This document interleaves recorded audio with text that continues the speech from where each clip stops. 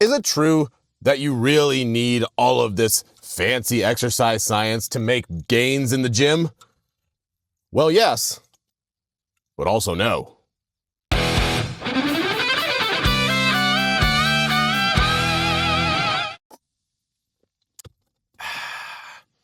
All right, take two. I tried doing this video the other day while I was driving. I found out that's a terrible time to try and make videos. Too much noise. Too much noise coming from the car. But I'm a busy guy and I got places to be. That's why I tried doing it while driving. But this will suffice. They're not long videos. I just need to put aside about 10 to 15 minutes in my day to make this video, and well, here we are. So, take two. Hopefully it's even better this time than it was the first time. I found that it almost never is. First time's usually the best. I saw a meme the other day, and it's that scene from Mask of Zorro, where, well, instead of trying to describe it, future Dan, put the clip in.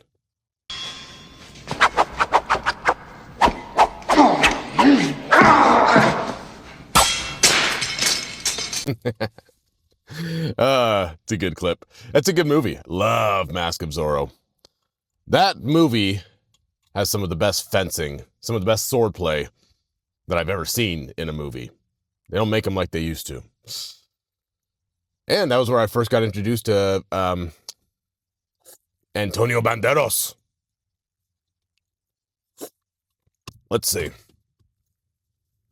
So the whole point of the meme is you don't need all the fancy stuff. You don't, who needs studies? Who needs knowing when, what's the optimal range of lifting? What are the optimal exercises? Optimal diet?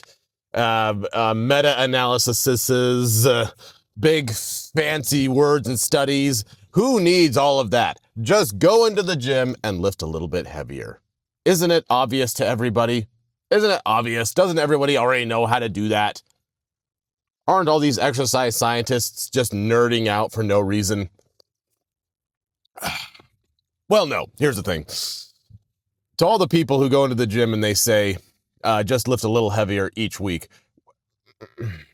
How do you even know that? Like, where did that notion come from, to lift heavier each week? Where? How do you know that? You probably read it somewhere, or you heard it from somebody, or you learned it from one of your favorite YouTubers. You may have, you probably learned it somewhere. Same with the protein thing. We all know people who have any interest in exercise at all, we just kind of take for granted that, yes, obviously you need to be getting lots of protein in. And even that's something that not everybody agrees on. You got the guys, you've got the what are they called? Oh, vegans. It's really early in the morning. This is only my second Monster. I don't usually get revved up until my third. And then I let it create a fourth. Okay. Even the protein thing that we all just kind of understand, oh yeah, of course we need lots of protein. Well, we didn't always know that.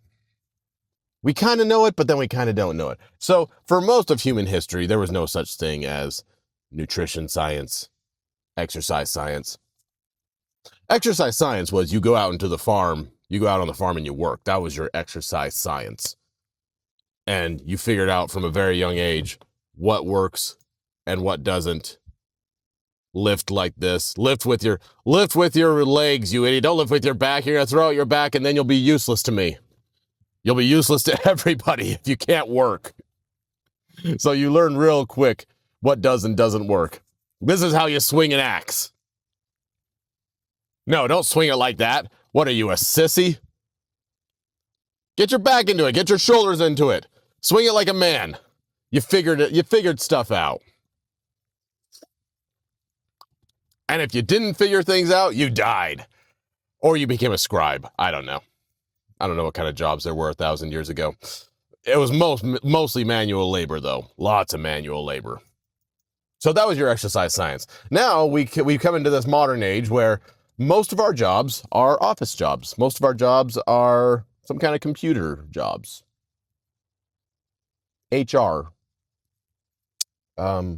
accounting, lawyers. Yeah, lots of lawyers. Content creators, streamers. People are making a living playing video games online, which is pretty insane.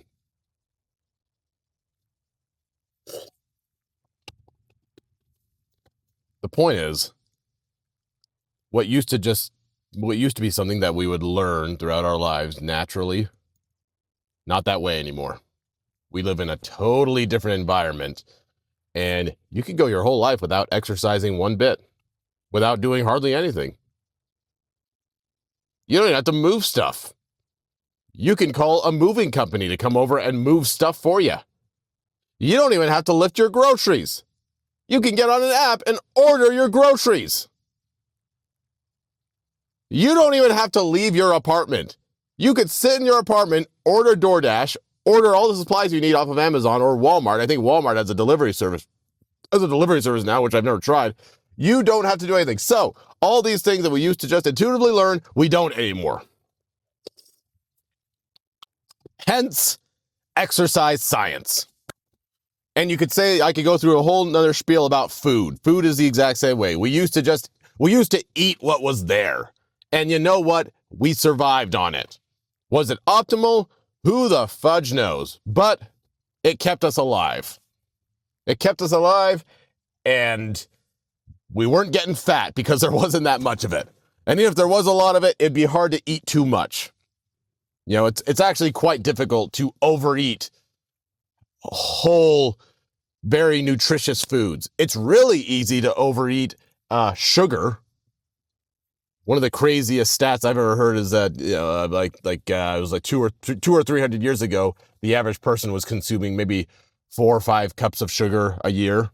And now it's, the average person's consuming up to 60, or no, not cups, it's pounds. So 4 to 5 pounds a year back in the day. It's up to 60 to 70 pounds now, or 80. You see different numbers depending on where you're looking. But it's a lot. It's a whole bunch of sugar each year. And then we wonder why everyone's getting fat.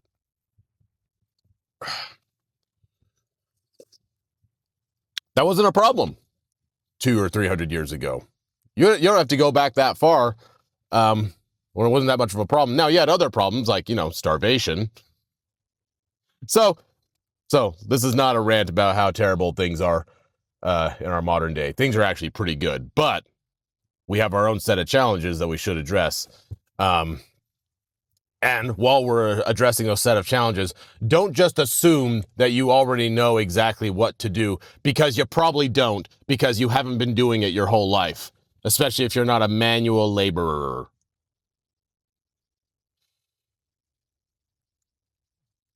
Here's the thing. People who go into the gym and they say, just lift heavier each week. We are standing on the shoulders of giants. We are standing on the shoulders of exercise scientists and nutrition scientist giants. People who have spent their whole life trying to figure this stuff out, and then they write it down in a book somewhere, and then a bodybuilder tries it, and then he gets great results from it, and he tells everybody else to lift that way. In fact, many of these bodybuilders, they didn't read books. I mean, they read some stuff, but you get these guys, the bodybuilders and the professional athletes and the exercise scientists, they've all been working together to give us all the incredible knowledge that we have today. The bodybuilders aren't very good at explaining why what they do works. If you just keep doing something over and over and over and over again, and you're insanely obsessed with it, you'll figure it out. You don't even have to have any formal knowledge about it. If you just keep trying at it, you will figure it out. You ever hear that quote from Einstein where he says, imagination is more important than knowledge? I would say autism is more important than knowledge. If you can just become completely obsessed with something, like these pro bodybuilders from back in the day, you'll figure it out. You'll figure out how to get big. You'll figure out how to make yourself insanely strong and insanely good at whatever it is your sport is. and you don't have to read a single book to do it. But most of us aren't that. So we need to depend on the people who are, and we need to depend on the scientists, the exercise scientists who actually go in and do the studies and figure out why is this happening. For the average person, here's kind of the point. Here's what I'm building up to, my thesis. Here's the climax, if you will.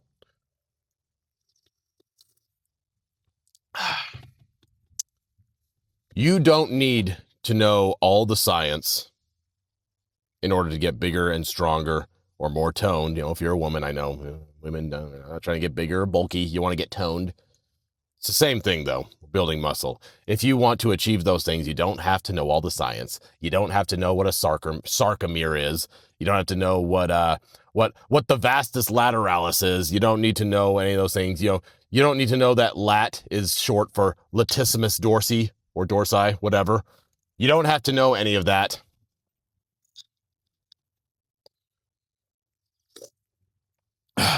But you should have some first principles that you have a firm grasp on. Now, lifting a little bit heavier each week, that is one of those first principles. And you might say, well, Dan, isn't that obvious? Isn't everybody already doing that? No. And in fact, it actually shocks me. It shocks me because it's such an obvious thing to me. It's such an obvious thing to many people who go to the gym to try and lift a little heavier. Every time you go in, try and up your weights, up the difficulty, and so many people don't do it. Now, some people might have a good reason for not doing that. I've had clients who I don't want to lift heavier. I don't want to lift heavier. I feel good. I'm moving well. I'm very happy with my current results. When I try and go heavier, I just kind of hurt myself. And I say to that client, okay, good. We'll just stay where you are. Keep mixing up the workouts because it's good to have a variety of exercises and movements that you do. But if you don't want to go heavier, if you have no desire to do that, then don't worry about it. But if you're not happy with your results and you want to get bigger and you want to get stronger or you want to get more toned, if you're a woman, well, you got to do something different. Want different results? You got to do something different. In this case, lifting a little bit heavier each week would be something different. And the reason we know to lift heavier, here, try this. Go on to YouTube and look up workouts from the 50s or 60s. Especially for women. Look up women's exercises from the 50s and 60s. And you'll see them on all these weird, wacky machines. It looks like Willy Wonka's chocolate factory, just these weird contraptions. You have no idea what they're even trying to do, and neither did they. Well, thank you, exercise scientists, for figuring out that all of that is basically useless, and women, you should be working out pretty much the way a man works out. Same exercises, same principles, if you want that nice toned look.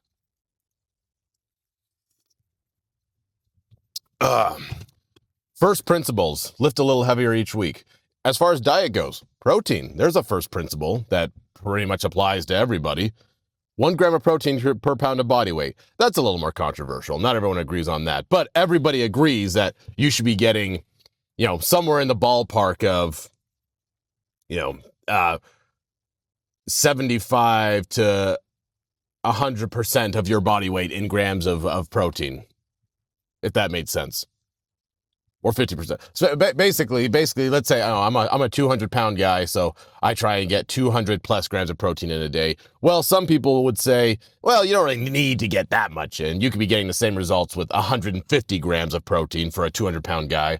If you're a woman who's like 120 pounds, 130 pounds, you'd do very well to just get 100 grams of protein in.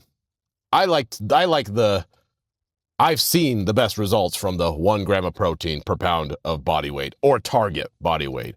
If you're overweight, that's a different discussion though. First principles, resting. Gotta get your rest days in. You're not going to get good results trying to work out every single day. That's silly.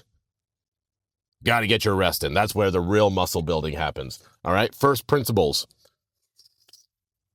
Exercise variety, compound lifts. Don't worry so much about the curls and the leg extensions or the leg curls or whatever.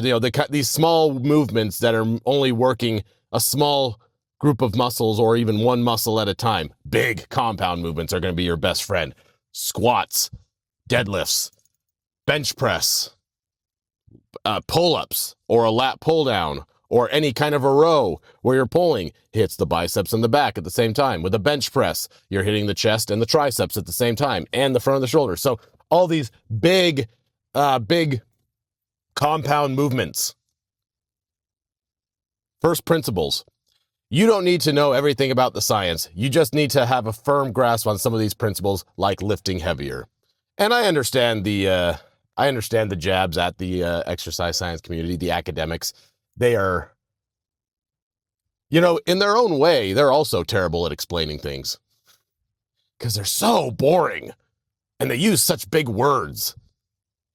I'm not even like being sarcastic or making fun of dumb people right now, because I'm one of the dumb people. When I try and read one of these studies, all you think is, okay, I think I understand what you're saying, but couldn't you have found an easier way of saying it?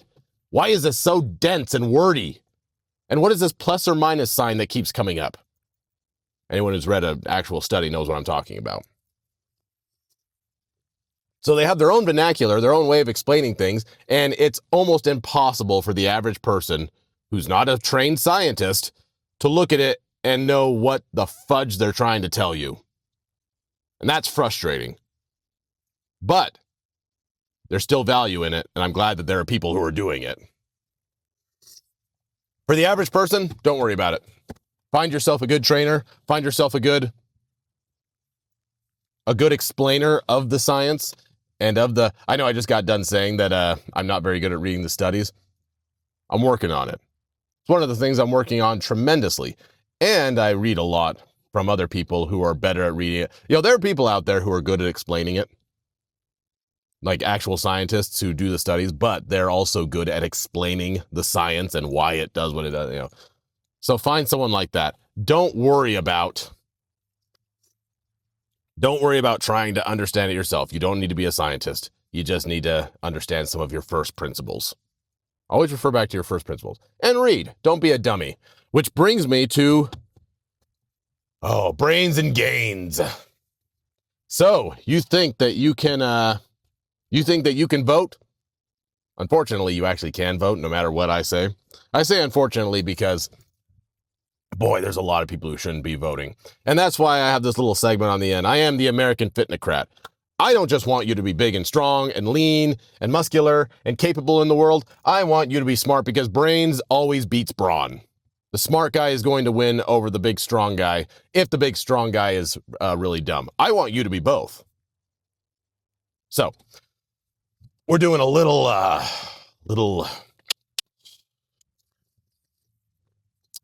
government talk. How does the government actually work? Are you smarter than the average voter? I sure hope so. Ask yourself this question. This one simple question. Which two bodies make up the legislative branch of our federal government? Which two bodies? What are they? I'll give you a hint. It's not Republican and Democrat. Those are parties. So we have the Senate and we have the House of Representatives.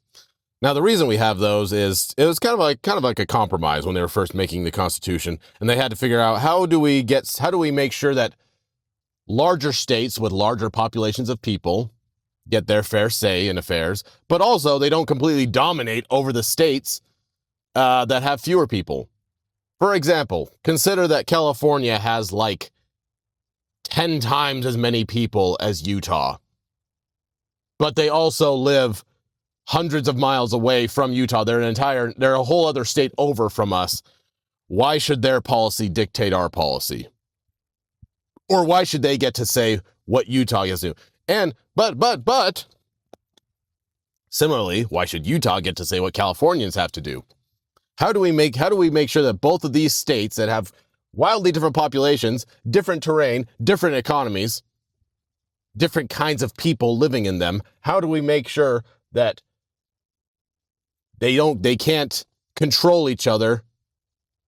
They get to stay independent of one another, but they still both have an equal say in what the federal government is doing. Well, you get the House of Representatives and the Senate. Every state gets 2 senators, just 2. Utah has 2 senators, California has 2, Texas has 2, Kansas has 2. Everybody has 2 senators. Now, that's a huge benefit to the smaller states with smaller population because we all have 2 senators.